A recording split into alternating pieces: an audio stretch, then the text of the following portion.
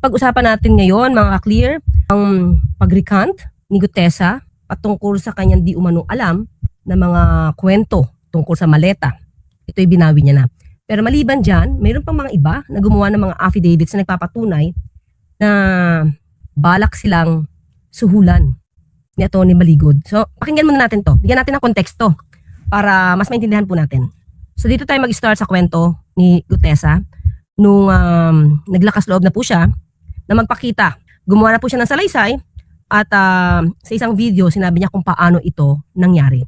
Bagaman hindi raw ito personal knowledge ni Gutesa, sinabi umano sa kanya ng senador na kailangan nilang basahin ang affidavit at babayaran umano siya ng pera. Dagdag pa raw dyan ang ipinangakong education scholarship ni Defensor para sa mga anak ni Gutesa. Matapos umanong aprubahan ni Marcoleta ang inihandang affidavit. So ito yung sinasabi natin, siyempre kapag ikaw ay kapit sa patalim, kailangan mo talaga ng financial assistance. Plus meron pang di umanong suporta para sa pag-aaral ng iyong anak.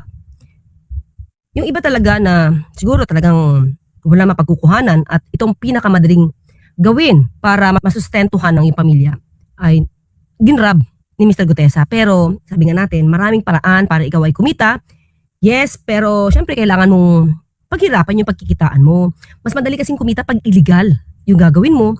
Pero syempre may kaakibat ito na consequence. Pag illegal yung gagawin mo, alam mo namang mali. Babalik at babalik sa'yo yan eh. Diba? Kasi parang easy money siya dahil gumagawa ka ng illegal.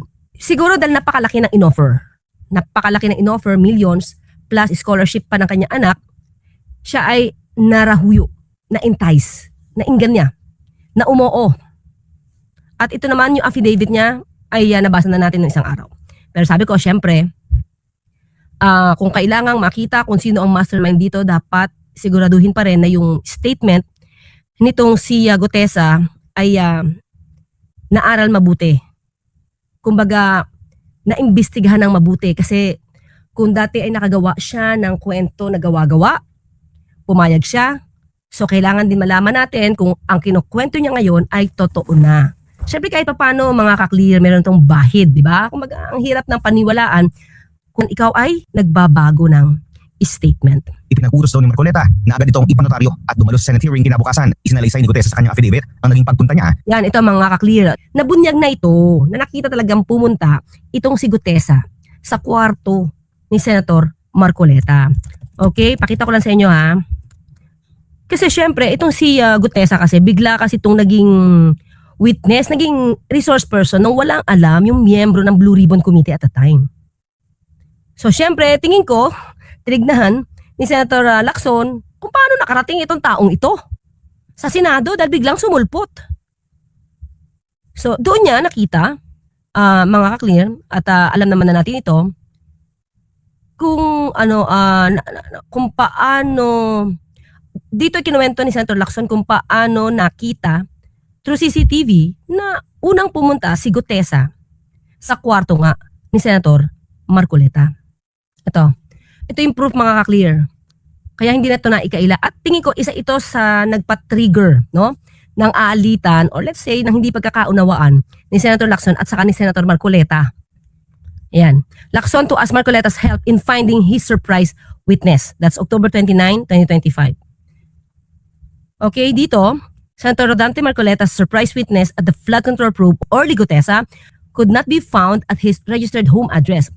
Senator Ping Lacson, Monday night. Hindi na ito pala makita at that time. So, okay. However, doubts remain to cloud Gutesa's testimony since the notary public whose name appears on the affidavit said her signature was forged. Okay. The Senate pro tempore also revealed that Senate CCTV footage showed Gutesa lounging at Marcoleta's office for 30 minutes in the morning of September 25 before heading to the session hall for the committee hearing. Si Senator Lacson din mismo ang nag-reveal as early as October 29, 2025. Doon natin unang nadinig na nakita nga itong si Gutesa, di ba? Napapunta dito sa opisina ni Senator Marcoleta. Nung araw na yon, nung umaga na yon ng September 25. Okay? So tuloy tayo. Sa opisina ni Marcoleta kung saan umano siya tinuruan na kung ano lang nasa affidavit, yun lang ang kanyang sasabihin. Pagdating ng sesyon, dito na umano siya pinagalitan ni Marcoleta dahil sa umano'y pag-a-adlib nito. Ito yung box ng pera na pinag-uusapan natin sa kasalukuyan. Mr. Gutesa, mag-stick ka lang sa binabasa mo. Huwag ka nang nag-a-adlib. Kung ano yung nandito, basahin mo lang. Galit, di ba? Kasi lumalabas dito, mga ka-clear, mukhang kabisado ni Senator Marcoleta yung nasa affidavit. Well, inamin nga ito ni Defensor na totoo naman silang tumulong, di ba? Ni Senator Marcoleta sa paggawa ng affidavit. Pakinggan natin, ha? First of all, sir, were you part of the paggawa po ni Yes. Sergeant Gutesa? Yes. Okay, so inaamin niyo po. Yes. Posible ho din kayong imbestigahan ng DOJ. Welcome. Okay, una kay Judge Season. I respect the ruling of the court. Pero kahit naman sa Supreme Court, very clear na yan. You only notarize to make it a public document. In good faith si Gutesa na nagpunta sa notaryo. Hindi niya kailangan pikiin yung seal. Hindi niya kailangan pikiin yung registry. Because in fact, Pingit, just a side story, nung nag-uusap na yan, sabi ni Senator Marcoleta, Sarge, panotarize mo naman yan. I even in fact opposed it. Sabi ko, Senator, kadante hindi naman kailangan yan inotarize. Kasi under oath yan sa Senate. Hindi, sabi niya, gusto ko prepared. So, in good faith, nagpunta Sergeant Gutesa. I was not with him. No one was with him. Pero nandyan yan. So siya Pero- talaga nagpunta mag-isa? Yes. And Yes. exactly where, sir? Somewhere in Manila, merong isang big picture. Pinakunan ko eh. I sent it to Senator Marcoleta. Yung Na itong surprise witness na ito ay talagang walang kaabi-abiso. Pero nakita naman natin, di ba, alam na ni Senator Marcoleta ahead of time na meron siyang ipapalabas na surprise witness. Pero ito mga ka-clear ha, ito yung September 26, 2025. So ayan po. Dito, sinabi rito, surprise witness Orly Regala Gutesa who was presented without earlier notice to the Senate Blue Ribbon by Senator Rodante Marcoleta will be the subject of a full record check and background investigation following a lawyer's complaint that her supposed notarization of his affidavit was fake. So dito mga ka-clear, yan o. Lacson noted on Friday that Gutesa, who claims to be a former Marine and ex-security consultant of Representative Elizaldeco, was presented before the committee on Thursday without even the courtesy of notice. On Thursday night, hours after media outlets uploaded screenshots of Gutesa's affidavit, the lawyer whose signature and notarial details appeared in Gutesa's affidavit denied notarizing or preparing the document. She demanded it be taken for being fraudulent. So mga kakli, ibig sabihin, talagang nagulat din naman itong miyembro ng Blue Ribbon Committee dahil walang kaabi-abiso na merong gagawing surprise witness or merong isasubmit or i-introduce na surprise witness itong si Senator Marcoleta. At medyo kita nyo naman na mas mukhang kabisado nga nyo yung affidavit dahil galit nga kay witness, kay Gutesa dahil nag-a-adlib pa. Okay? So okay, tuloy tayo mga ka-clear. Ayon kay Gutesa, nasaktan umano siya nang hindi na siya pansinin ni Marcoleta matapos ang nangyaring pagdinig. Dito niya raw naramdaman na tila nagamit lang siya para sa pansariling agenda ng senador at ni Defensor. Bandang September 27, isang tao umano mula sa opisina ni Marcoleta ang nag-message kay Gutesa. Binigay raw nito ang number ni former Comelec Commissioner Attorney Rowena Guazon para ayusin ang ilang detalye sa kanyang affidavit. Pero hindi na raw ito ginawa ng former bodyguard. Mari namang kinontra. Okay, ibig sabihin mga ka-clear, kasi wala na siya nabanggitin na binigyan siya ng pera. Ang sabi lang niya is parang hindi na siya pinansin. Doon sa affidavit na binasa natin, di ba, pagkatapos siya mag-testify, wala. Di man lang siya nilapitan daw ng Senator Marcoleta. Umuwi na lang siya, na parang siya litong-lito, di niya alam kung bakit siya napasok sa ganun. Ilang araw, wait lang mga clear, tingnan natin kung ilang araw bago siya tinawagan ulit. Tina ni Marcoleta ang agenda ng senador at ni Defensor. Bandang September 27, isang tao umano mula sa opisina ni Marcoleta. So kung 25 nag-testify, isang araw, magdadalawang araw, di ba? Kinontak siya para paayos yung affidavit daw dito kay Attorney Rowena Guazon. Ang nag-message kay Gutesa. Binigay raw nito ang number ni former Comelec Commissioner Attorney Rowena Guazon para ayusin ang ilang detalye sa kanyang affidavit. Pero hindi na raw ito ginawa ng former bodyguard. Mari namang kinontra ni Guazon na willing siyang mag-abogado para kay Gutesa. Paninindigan niya sinungaling ang former bodyguard at posible umanong si former House Speaker Romualdez ang nasa likod ng pagbaliktad ni Gutesa at ng ilang Maleta Boys. Sana makita yung call log or text, alam mo yung history ng mga messages. Diba? Or at least call log or paano ibigay yung number. Di umano ni Attorney Rowena Guazon. Si Martin naman talaga ang beneficiary niyan. Pag nag-recant yung apat, nag-recant si Gutesa ng testimony niya at affidavit ay ginamit ng ombudsman against Romualdez. Sinong kikinabang? Hindi ba si Martin? Edi sama na si Gutesa sa conspiracy ni Martin. Well anyway, makikita naman yan. Sana lang makita yung history ko talaga, di ba? Kasi kung wala naman din talagang kinalaman si Attorney Guazon, ay mahirap naman din i-float yun. Pero, well, I think mas maganda kasi kung magsasalita naman ng katotohanan itong si Gutesa, papaano yun ibinigay kasi hindi na siya nakipagkita eh. Hindi siya nakipagkita. So, tingin ko kung may history log yan or call logs, diba, mga text messages, bakit na lang yan? Well, anyway, ito na nga mga clear. So, itong itong pag-recant ni Gutesa, hindi na ikinagulat ni Senator Lacson. Una naman kasi, sa akin parang duda na siya kay Gutesa na ginawang surprise witness ni Senator Marcoleta. Kaya nga niya siguro nakita, di ba, na kung paano itong pumunta sa kwarto ni Senator Marcoleta. At binanggit nga niya na bigla na lang sumulpot ito nang walang kaabi-abiso, which is violation yun ng rules nila. Di ba? Okay, sige, tuloy tayo. Ng Senado si Orly Gutesa matapos niyang bawiin ang mga alegasyon laban kay former House Speaker Martin Romualdez. Una pa lang daw, halatang scripted na ang naging testimonya nito kaugnay sa flood control scandal. Actually mga kaklit, marami naman nakapunan na parang scripted. Kasi nga di ba, mas kabisado, lumalabas kasi. Una parang napikon si Senator Marcoleta kasi hindi nag-stick si Gutesa sa pagbasa ng affidavit. Tapos may portion doon na nawawala at mas kabisado pa ni Senator Marcoleta, ibinigay niya pa yung sarili niyang kopya kay Gutesa. Di ba? So, doon Anyway, tingnan natin kung ano sinabi ni Senator Lacson. Agenda report ni Dexter Ganibe. Hindi na raw pinagulat pa ni Senator Pagpiluping Lacson ang pagbaliktad ni Orly Gutesa. Sabi ng dating Blue Ribbon Committee Chairman, nakita naman sa live streaming ng hearing noong September 25, 2025 kung paano daw i-coach ni Senador Dante Marcoleta si Gutesa sa kanyang pagharap sa investigasyon sa flood control scandal.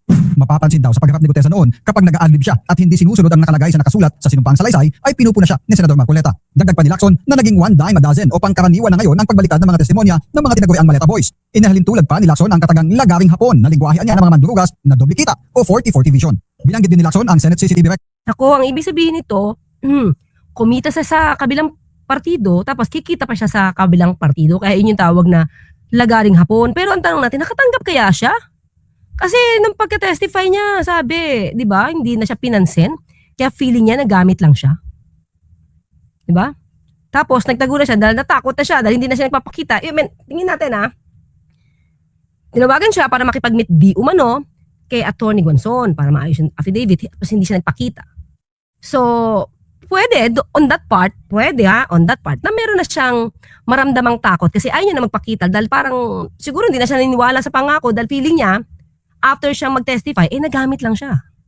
Na nagpapakitang nagtungo si Gutesa sa tanggapan ni Marcoleta at nanatili roon ng kalahating oras bago humarap sa pagdinig ng Blue Ribbon Committee. Para naman kay Senator Erwin Tulfo, nakasalukuyang chairman ng Blue Ribbon Committee, hindi na ipatatawag pa sa Senado si Gutesa kasunod ng kanyang recantation o pagbawi sa mga una ng inihayag sa komite noong nakaraang taon. Ipapasa na po namin yung sa DO sa Ombudsman. Sila na po kasi hindi po gagamitin na statement. Parang lahat po ng anything has to do with flood control po na investigation ng Blue Ribbon, ibinigay na po namin. Matapos ang matagal na pagkawala sa publiko, muling lumitaw si Gutesa at binawi ang kanyang mga pahayag at sinabing sina Marcoleta at dating Representative Mike Defensor ang pumilit at naglinlang sa kanya kapalit ng pera at scholarship para sa kanyang mga anak. Ang hindi talaga nabigay sa ganong kwento sa ganong kwento.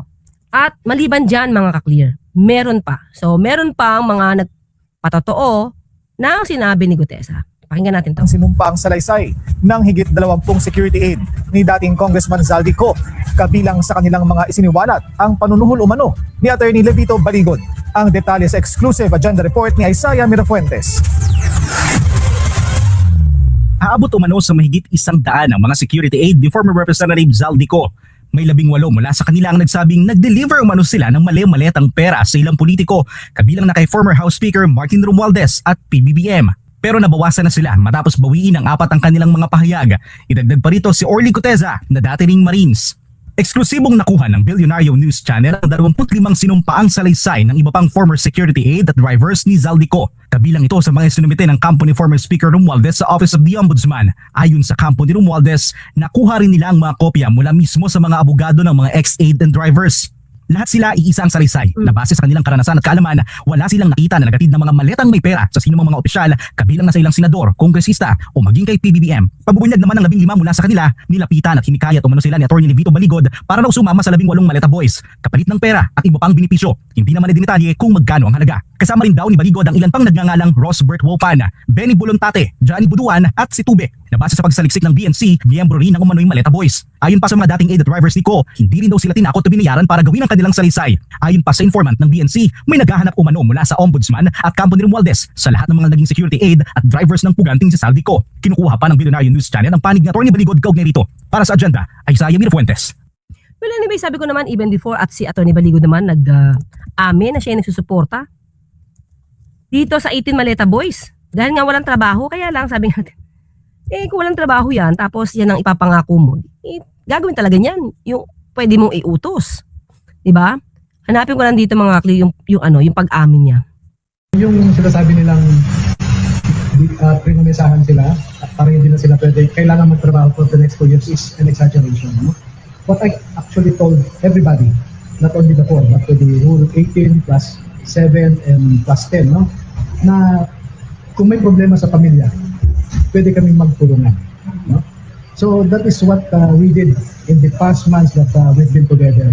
Tinutulungan namin sila pag may nagkasakit yung kapamilya, tumutulong kami. Pero yung promise na sinabi nilang limpak-limpak na salapi, that is the exact opposite of what I told them. Have you offered money? Did you offer financial assistance? Financial assistance pagka may mga nagkasakit sa pamilya. Halimbawa, I can show you several instances, no? Yung tatay ni Manalansan na confined sa ospital, tinulungan ko siya sa hospital bills, no? Yung mag-ina ni Tube, nung na-hospital yung asawa niya, anak niya, nagbayad din ako sa ospital nila. No? So, ganun na tulong. Why do you have to do that? Wala silang ibang responsibilidad. No, I consider them my responsibility because we were together when we agreed to bring out to the poor kung ano yung nalalaman nila tungkol dito sa corruption. What was your stake? Eh, Pilipino ako, ma'am. Mahal ko ang ating bayan. Okay. So, pero yung financial help is only for the sick members of the family. Were there any other instances, attorney, na tumulong din kayo apart from yung mga medical expenses? Oh, medical expenses, katulad nung nalagyan ng pacemaker yung mother-in-law nung isa. No? So, tumulong ako. Nung naoperahan yung... Medyo mahal yun pacemaker. Tatano talaga ng utang na loob yan. Mga ka-clear. Nanay nung isa sa, I think, gallbladder sa Laguna. Tumulong din ako. So, ganung nature ng help. Kahit sino naman pwedeng tumulong sa kanila. So, hindi pantay-pantay yung halaga na itinulong nyo sa bawat isa sa 18? Oo, kasi yung iba na hindi nabigyan ng tulong, pasalamat sila kasi walang nagkasakit sa pamilya nila. So, talagang medical expenses lang yung tulong nyo? Or were there any other instances? Yeah, may mga maliliit na bagay. Katulad nung nag-birthday si Waupan, no? Sir, magbe-birthday ako. O sige, bigyan kita ng konti para ma-treat mo yung family mo. At nagpadala siya ng picture. No? Ang problema nga nito, baka kasi syempre kung di pa naman tapos ang kanilang obligasyon sa pagte-testify, malamang hindi naman ibigay yung buo. Kung totoong merong itong usapan. Well, anyway, mga hakli, nakita natin, talaga magiging problema ito dahil bibigyan ng trabaho na maging fake witness or false witness, tapos babayaran. Anong pwede maging kaso dito maliban doon sa nag-udyok? Diba? Na mag-udyok na gumawa ng maling salaysay, kasinungalingan. Siyempre, pag ikaw ay na-involve dito, ito yung pwede mong maging kaso. Halimbawa, ikaw si Gutesa, ikaw yung nagawa ng affidavit under oath, mga kakli. So, ano yung pwede na kaso? Okay, tumaas na po kasi ang penalty niyan, itong perjury, mga kaklir, ha? So, ang bagong batas kasi ay itong October 2021. Republic Act 11594. Kasi dati sa Revised Penal Code lang to, Article 183. Pero nagtaas sila ng penalty, kaya meron bagong batas, kumaga na amend iyon, RA 11594. So dito, ang posibleng penalty, mga ka-clear, ay 6 years and 1 day to 8 years. So hindi na siya maaaring magkaroon ng probation. So pag nagkamali kayo isang beses, at natalo na kayo hanggang sa Supreme Court, let's say, diretso na yon. Kasi kung ito ay less than 6 years, pwede ka pa mag-apply, o 6 years or less, pwede ka pa mag-apply for probation kung first time offender ka. Dito hindi na pwede, laki ng penalty, ha. Okay, minimum period pa yan. Ang medium is 8 years and 1 day to 10 years. So, malaki, mga ka-clear. At pag maximum, 10 years and 1 day to 12 years. May fine pa na 1 million. And, perpetually disqualified from holding any appointive or elective position. So, in other words, kung mga ka-clear, kung magkakaroon ng desisyon dito at papatunayan niya talaga sila Marcoleta at defensor ang mastermind dito, di pwede pa silang hindi na makatakbo. Hindi sila pwedeng i-appoint, hindi sila pwedeng makatakbo sa public office. Yan, di ba?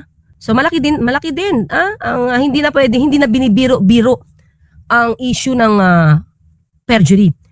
Ganito yan mga, ano bang unang elemento, ha? Itong unang elemento. Kita nyo ba? Okay, sige. Unang elemento. Okay?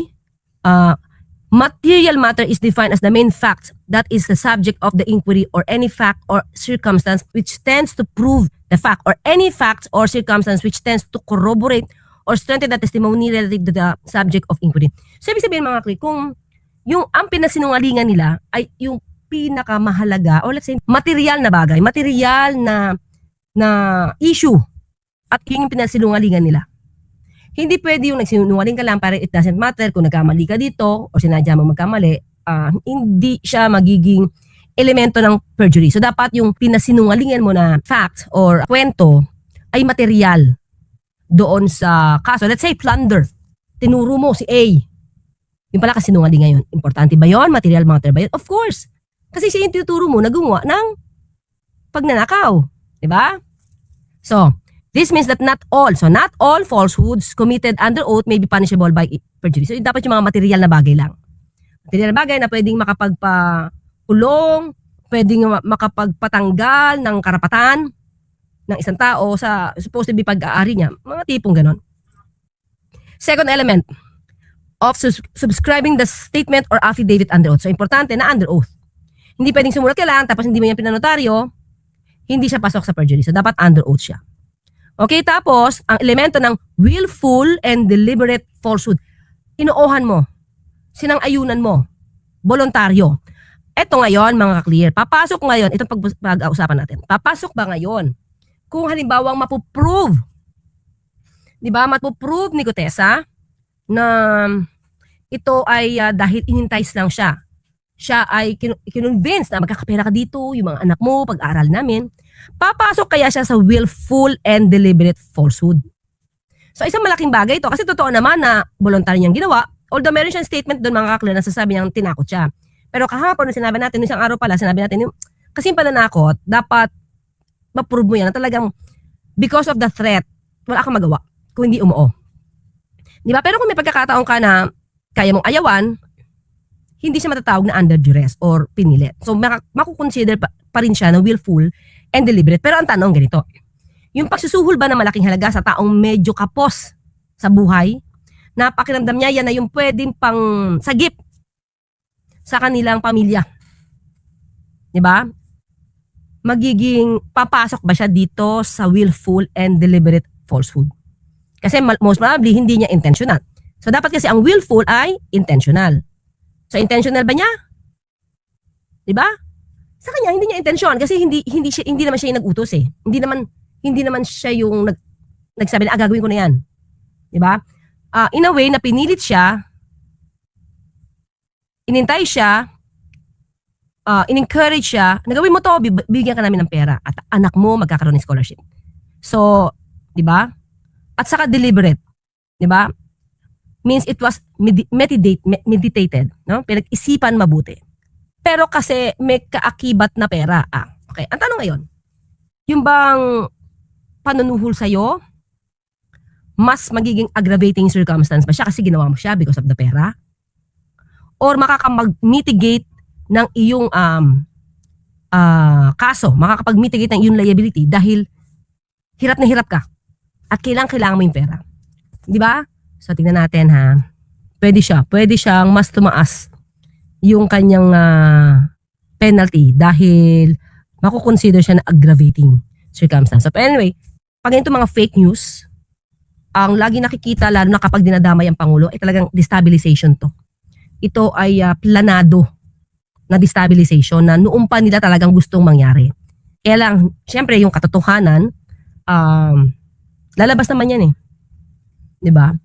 Lumalabas naman yung katotohanan at hindi naman talaga nila maaaring magupo, diba? Ang katotohanan. So yun lang ang lagi natin dasal, sana wag manaig ang kadiliman, wag manaig ang kasinungalingan, kasi yung iba talaga gumagawa, ini-splice yung video mo, tinatanggal yung totoo mong sinabi sa mga quote card, or kaya gumagawa sila ng sarili ng mga statement, ng mga negatibo, at ilalagay nila, halimbawa ako na, may experience ko yan, ilalagay nila yung mukha ko as if sinasabi ko yung mga maling statement. So, biktima rin po tayo ng mga ganyan mga fake news. So, kaya dapat talaga yung mga ganito ay mahinto. At lahat na nagpe-fake news at alam nating fake news, kitang-kita na, dapat talaga masampahan ng kaso para malaman nila may kamay na bakal pagdating sa batas.